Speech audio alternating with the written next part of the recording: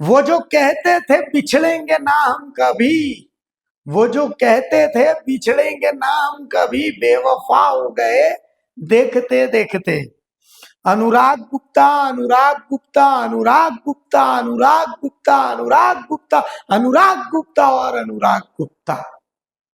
ये वही अनुराग गुप्ता है जो एक समय बीजेपी के बहुत करीबी हुए करते थे, लेकिन आज बीजेपी उनको डीजीपी के पद से हटाने के लिए अपना जी और जान दोनों लगाए हुए हैं। एक और चिट्ठी आई है राज्य सरकार के पास गृह मंत्रालय की तरफ से। गृह मंत्रालय का कहना है कि अनुराग गुप्ता टेक्निकली 30 अप्रैल को ही रिटायर हो चुके हैं, तो ऐसी स्थिति में राज्य में डीजीपी है ही नहीं। ये गृह मंत्रालय की चिट्ठी है। इस चिट्ठी से ठीक 2 दिन पहले झारखंड विधानसभा में नेता प्रतिपक्ष और बीजेपी के प्रदेश अध्यक्ष बाबूलाल मरांडी ने एक प्रेस कॉन्फ्रेंस की थी।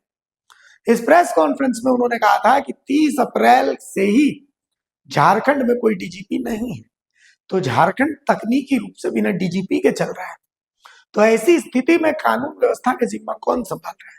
अनुराग गुप्ता किस हैसियत से फाइल पर सिग्नेचर कर रहे हैं, ये सवाल बाबूलाल मरांडी ने उठाया था। आपने वो प्रेस कॉन्फ्रेंस सुनी थी।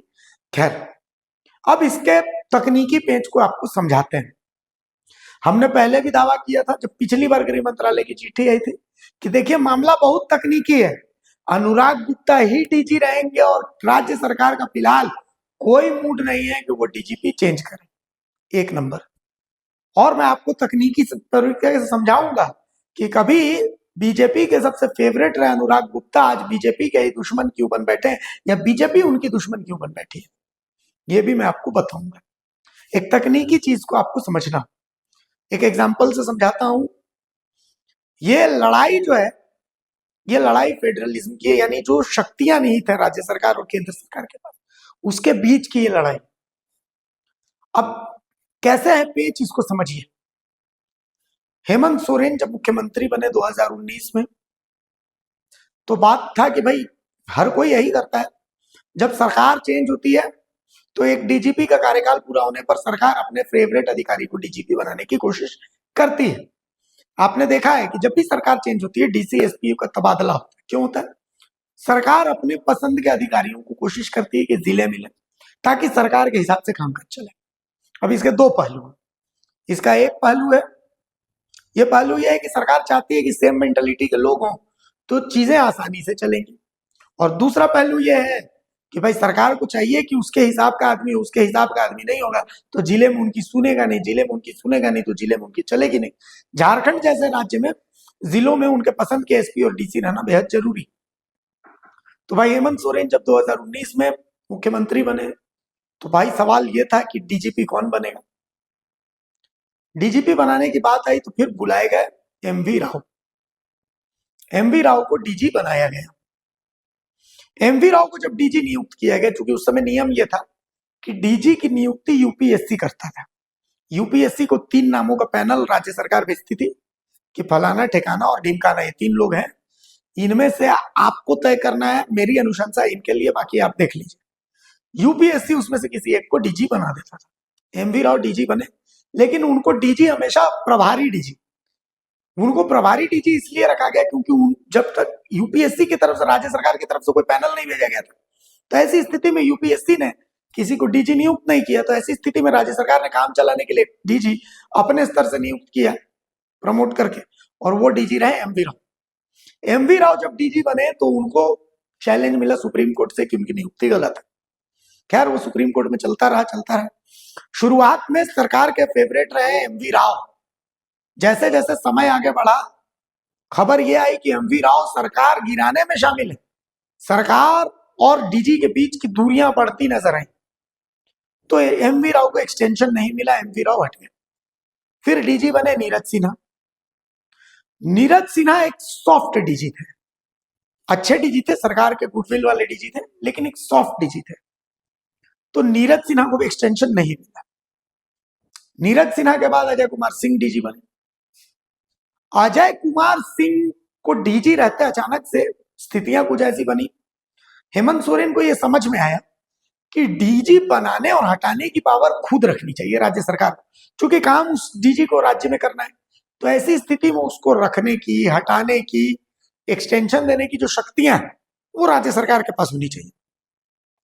लेकिन उसी समय घटनाक्रम कुछ ऐसे हुए कि हेमंत सोरेन को जेल जाना पड़ा, ईडी ने जेल भेज दिया। तो उस समय हेमंत सोरेन ये नियम नहीं बना पाए। खैर, इसी दौरान अनुराग गुप्ता को अजय कुमार सिंह, ठीक जेल जाने से थोड़े समय पहले की बात है, अनुराग गुप्ता को डीजी बनाया गया और इनको अजय कुमार सिंह को डीजी हटा दिया गया। इसको लेकर के बहुत सवाल उठाए गए, लेकिन अनुराग गुप्ता डीजी बन गए थे। अनुराग गुप्ता हेमंत सोरेन के एक सबसे गुड फेथ वाले अधिकारी अब बन चुके हैं और ये बात बीजेपी को पच नहीं रही है। अब हुआ ये कानून, जब हेमंत सोरेन जेल गए तो जेल से बाहर निकालने में और उस दौरान राज्य, जब हेमंत सोरेन जैसा कैप्टन नहीं था, चंपाई सोरेन मुख्यमंत्री थे, और उस दौरान जब चंपाई सोरेन और हेमंत सोरेन के बीच की खाइयां बढ़ रही थी और संभवतः चंपाई सोरेन हेमंत सोरेन को अंदर से काट रहे थे, ऐसा माना जाता है। अनुराग गुप्ता एक ऐसे अधिकारी रहे जिन्होंने हेमंत सोरेन को चुना, हेमंत सोरेन का साथ दिया। तो अनुराग गुप्ता हेमंत सोरेन के गुडविल गुड बॉक्स में आ गए। अब जब चुनाव आया, चुनाव से ठीक पहले हेमंत सोरेन बाहर भी निकले, लेकिन चुनाव के समय चुनाव आयोग ने फिर से अनुराग गुप्ता को डीजी पद से हटा करके और अजय कुमार सिंह को डीजी बना दिया। हेमंत सोरेन पूर्ण बहुमत के साथ सत्ता में आए। सत्ता में आते ही सबसे पहला आदेश जो आया वो ये आया, अनुराग गुप्ता फिर से झारखंड के डीजीपी होंगे।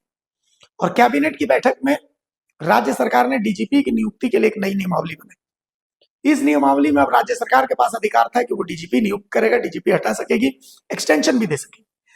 और इस नियमावली के बनने के बाद, चूंकि इसमें एक पैनल होता है, राज्य का पैनल होता है, इसमें एक यूपीएससी का प्रतिनिधि भी होता है, लेकिन एक रिटायर्ड जज, मुख्य सचिव, ये तमाम लोग भी इसमें रहते हैं। उस दौरान बाबूलाल मरांडी ने एक सवाल उठाया। उस दौरान जेपीएससी का अध्यक्ष नहीं था, तो भाई जेपीएससी अध्यक्ष जो इस पैनल का हिस्सा है, उनकी गैर मौजूदगी में अनुराग गुप्ता को डीजीपी कैसे बनाया गया। लेकिन खैर, अनुराग गुप्ता डीजीपी बन गया फिर से।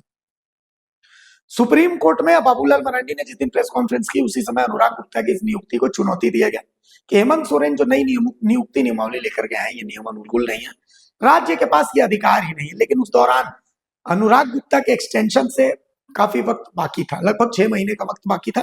और उसी समय जो नोटिफिकेशन आई, तो उस नोटिफिकेशन में अनुराग गुप्ता को 2026 जून तक का जो डीजीपी वो बना दिया गया। तो उसी समय राज्य सरकार ने 6 महीने पहले, चूंकि डीजीपी की नियुक्ति की नियमावली में कम से कम 6 महीने का कार्यकाल होना चाहिए, तो 6 महीने का कार्यकाल उस दौरान अनुराग गुप्ता का था। और उसी दौरान राज्य सरकार ने नोटिफिकेशन निकाल दिया कि अनुराग गुप्ता को 2026 जून तक बनाया जाता है डीजीपी। ऐसी स्थिति में राज्य सरकार ने उसी समय एक्सटेंशन दे दिया।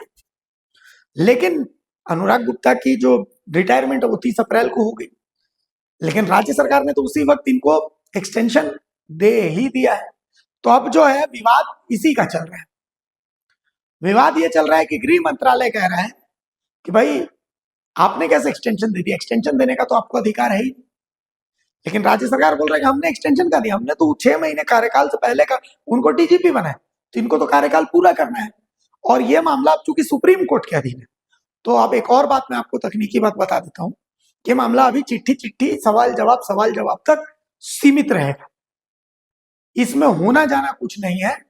ये चूंकि अब कोर्ट के अधीन है, मामला सुप्रीम कोर्ट के अधीन है, तो सुप्रीम कोर्ट जो फैसला करेगा वो करेगा। लेकिन तय है एक बात कि अनुराग गुप्ता ही झारखंड के डीजी अभी रहेंगे until and unless supreme court इसमें हस्तक्षेप ना करे या फिर केंद्र कुछ संवैधानिक प्रावधानों का हवाला देकर के कुछ बड़ा एक्शन न ले, जो फिलहाल लगता नहीं है। तो ऐसी स्थिति में झारखंड के डीजीपी अभी अनुराग गुप्ता ही रहेंगे। एक दूसरी बात, जहां तक एक्सटेंशन का सवाल है, तो देखिए ये तो पुराना एग्जाम्पल रहा है कि अधिकारियों को एक्सटेंशन दिया जाता है। अभी अजीत डोभाल को भी देख लीजिए, एक्सटेंशन पर वो बने हुए हैं ना, चीफ ऑफ डिफेंस। तो कुल मिलाकर के ऐसा है कि एक्सटेंशन देना जो होता है वो जो सरकारें होती है उनका अधिकार होता है। अब जैसे मुख्य सचिव है, तो मुख्य सचिव को एक्सटेंशन देना राज्य सरकार अनुशंसा भेजती है कि इनको एक्सटेंशन दिया जाए, एक्सटेंशन होता है। इस मामले में एक्सटेंशन अनुशंसा के आधार पर नहीं है, राज्य सरकार ने 6 महीने पहले कह दिया कि 2026 तक ये डीजीपी रहेंगे हमारे नोटिफिकेशन के हिसाब से। अनुराग गुप्ता पहले रिटायर हो गए, लेकिन एक्सटेंशन तो अघोषित रूप से इनको मिल ही चुका है, चूंकि कार्यकाल तो पूरा करना ही है। अब ये तकनीकी पेच है, इस तकनीकी पेच को सुलझाने का काम तो कोर्ट करेगी। लेकिन at the end of the day सच यही है कि अनुराग गुप्ता ही झारखंड के डीजीपी हैं और भी कुछ दिन तो आने वाले समय में रहेंगे, अनटिल एंड अनलेस केंद्र सरकार कोई बहुत बड़ा फैसला करे या फिर सुप्रीम कोर्ट कोई बहुत बड़ा फैसला दे। अगर खबर पसंद आए तो आप QR स्कैन कर दें हमारा साथ। आपका एक छोटा आर्थिक सहयोग है हमारा बड़ा हौसला। द भारत मित्र, बुलंद भारत की बुलंद तस्वीर।